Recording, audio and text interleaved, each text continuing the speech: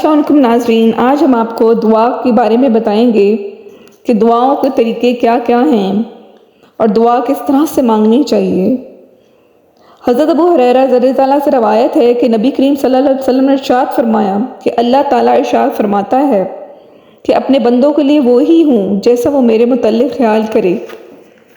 اور وہ پکارتا ہے تو میں اس کے ساتھ ہوتا ہوں۔ حدیث شریف میں ہے کہ رسول اللہ صلی اللہ علیہ وسلم نے ارشاد فرمایا کہ دعا مانگنا عبادت کرنا ہے۔ پھر آپ صلی اللہ علیہ وسلم نے بطور درس قرآن کی یہ آیت تلاوت فرمائی جس کا ترجمہ کچھ یوں ہے: تمہارے رب نے فرمایا ہے مجھ سے دعا مانگا کرو اور تمہاری دعا قبول کروں گا۔ حضرت عبداللہ بن عباس رضی اللہ تعالیٰ سے روایت ہے کہ رسول اللہ صلی اللہ علیہ وسلم نے فرمایا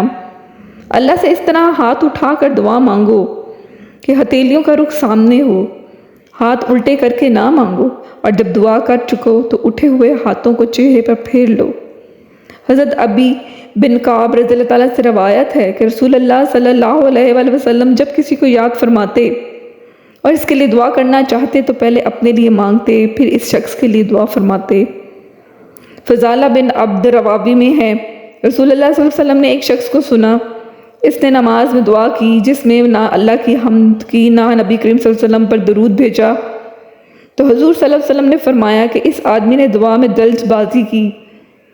آپ صلی اللہ علیہ وسلم نے اس کو بلایا اور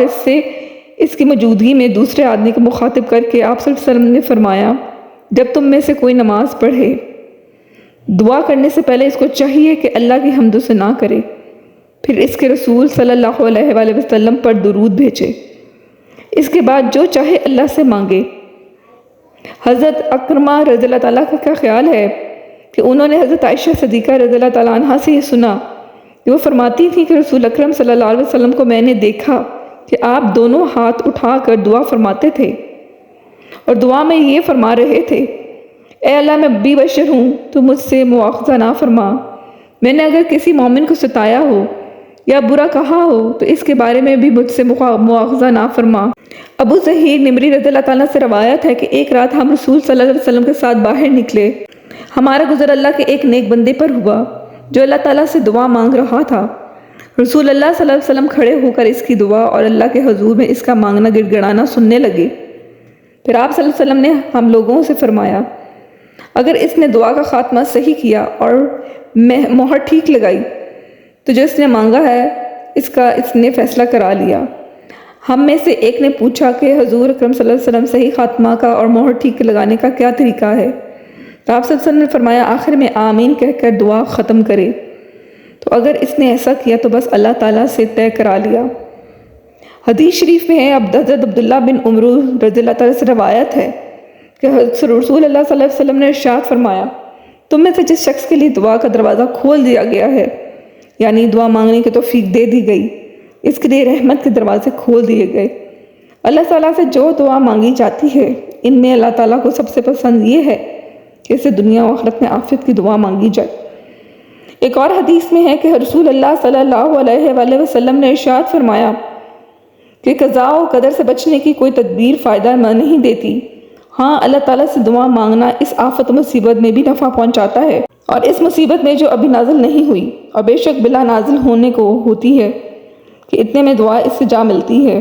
بس قیامت تک ان دونوں میں کشمکش ہوتی رہتی ہے اور انسان دعا کی بدولت اس بلا سے بچا رہتا ہے۔ دعا یقین کے ساتھ مانگنی چاہیے۔ حضرت ابو ہریرہ رضی اللہ عنہ سے روایت ہے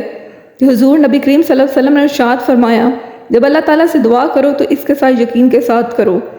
وہ ضرور قبول فرمائے گا، اور جان لو اور یاد رکھو کہ اللہ تعالیٰ اس کی دعا قبول نہیں کرے گا جس کی دعا کے وقت اللہ تعالیٰ سے غافل اور بے پرواہ ہو۔ حضرت ابو ہریرہ رضی اللہ تعالیٰ سے روایت ہے کہ رسول صلی اللہ علیہ وسلم نے ارشاد فرمایا